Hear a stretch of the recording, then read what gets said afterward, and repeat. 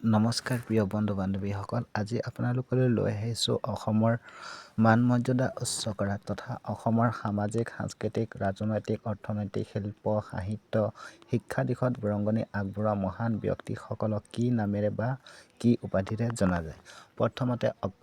অগ্নিকবি হিচাপে কমলাকান্ত ভট্টাচাৰ্যক জনা যায়। দেশভক্ত হিচাপে তৰুণৰাম ফুকনক, কৰ্মবীৰ হিচাপে নবীন চন্দ্ৰ বৰদলৈক, উপন্যাস সম্ৰাট হিচাপে ৰজনীকান্ত বৰদলৈ, ইতিহাস ৰত্ন হিচাপে বেণুধৰ শৰ্মা, অসমৰ ব্যাস হিচাপে ৰাম সৰস্বতী, ধিং এক্সপ্ৰেছ হিচাপে হিমা দাস, কলাগুৰু বিষ্ণুপ্ৰসাদ ৰাভা, বনফুলৰ কবি হিচাপে যতীন্দ্ৰ নাথ দুৱৰা, বিহগী কবি হিচাপে ৰঘুনাথ চৌধুৰী, ভাগনী কোঁৱৰ হিচাপে আনন্দ চন্দ্ৰ আগৰৱালা, সাহিত্য ৰথী হিচাপে লক্ষ্মীনাথ বেজবৰুৱা,